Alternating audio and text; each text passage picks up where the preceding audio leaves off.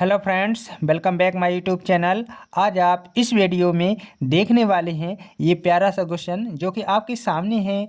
0/0 का मान है। ये 4 ऑप्शन दिए गए हैं। इन 4 ऑप्शन में से कोई एक ऑप्शन सही होगा जो कि 0/0 का मान होगा।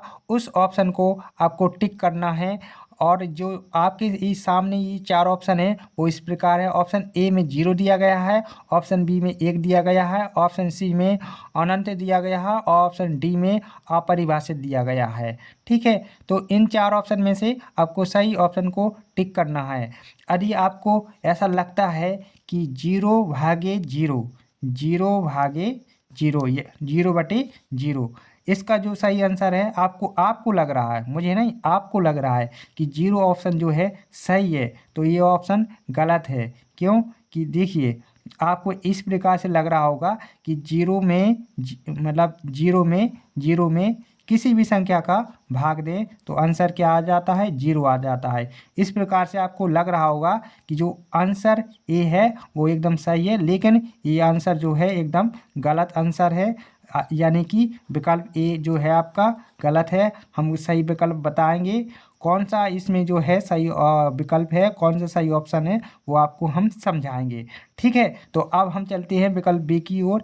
आपको लग रहा होगा कि विकल्प बी तो एकदम सही है, लेकिन विकल्प बी भी एकदम गलत है। ठीक है, क्योंकि आपको कुछ इस प्रकार से विकल्प जो बी है, इस प्रकार से विकल्प बी आपको सही लग रहा होगा। हम आपको बता दें, शायद जैसे कि आप जानते हैं कोई संख्या n है और n में हम n का भाग लगा दें तो आंसर 1 आ जाता है ना। इसी प्रकार आपको लग रहा होगा कि 0 में 0 का भाग लगा दें। ठीक है, 0 में 0 का मतलब उतना में भाग लगा दें तो 1 आ जाए। तो मेरे भाई, ये भी आपका आंसर गलत है, यानी कि बी ऑप्शन भी आपका गलत हो जाएगा। ठीक है, आप एक बात और जानते हैं कि देखो, आपको से ऑप्शन सी आपको लग रहा होगा कि सही है, तो आपका ऑप्शन सी भी एकदम गलत है। हम बताते हैं क्यों।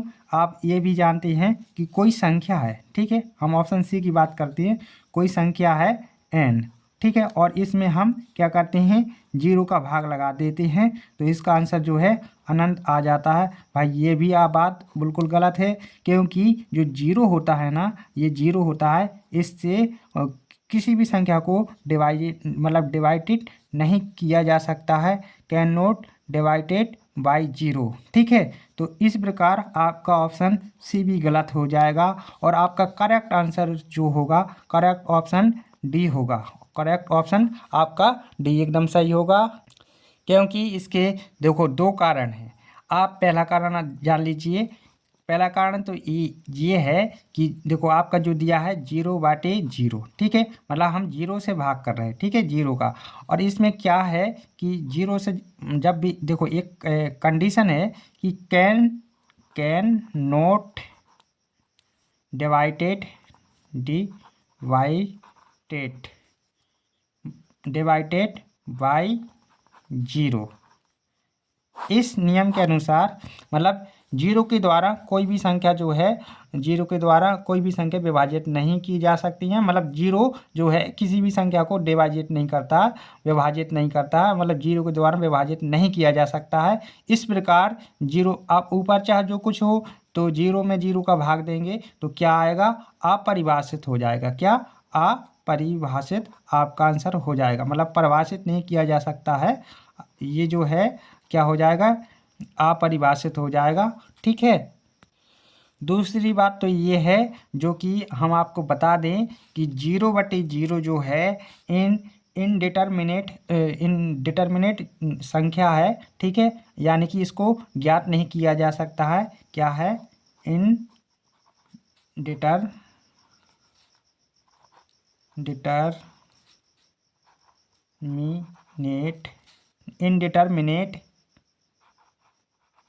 संख्या है। ठीक है, जो इनडिटर्मिनेट फॉर्म है, ठीक है, इनडिटर्मिनेट फॉर्म, इसको आज तक किसी ने ज्ञात नहीं किया है। ठीक है। लेकिन आप जानना चाहते हैं इनडिटर्मिनेट फॉर्म कौन कौन सी हैं। मान लीजिए आज के दिन तो 0/0 का क्वेश्चन था, लेकिन कल के दिन और कोई क्वेश्चन बन के आ जाए तो आप बड़ी इजी तरीक़ा से उस क्वेश्चन को हल कर सकें, इसलिए हम आपको बताएं कि देखो इनडिटर्मिनेट फॉर्म कौन कौन सी होती हैं, जिससे कि आपको अच्छा मतलब जो कोई भी हो आपको अच्छा खासा ज्ञान प्राप्त हो जाए। ठीक है, तो मैं आपको कह रहा हूँ कि इनडिटर्मिनेट फॉर्म कौन सी हैं, उनको आप जान लीजिए तो आपके लिए अच्छा रहेगा। ठीक है, इनडिटर्मिनेट फॉर्म इनडिटर्मिनेट मैं यहाँ थोड़ा गलत लिख गया था, ये सही है, सही से लिख देता हूँ दोबारा। ये मैंने काट दिया, यहाँ पर लिख देता हूँ इनडिटर्मिनेट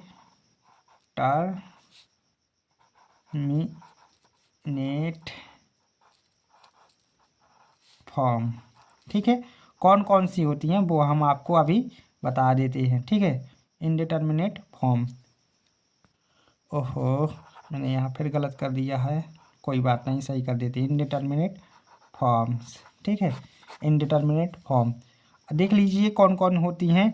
एक तो आपका यही हो गया 0/0, ये भी इनडिटर्मिनेट फॉर्म है। दूसरी क्या है, अनंत इन्फिनेट अपॉन इन्फिनेट, ये भी इनडिटर्मिनेट फॉर्म है।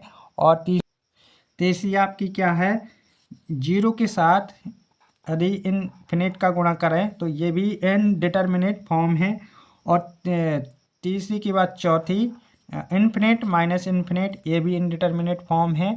और चौथी हो गई, और पांचवी क्या है, इन्फिनेट की पावर 0, ये भी इनडिटर्मिनेट फॉर्म है।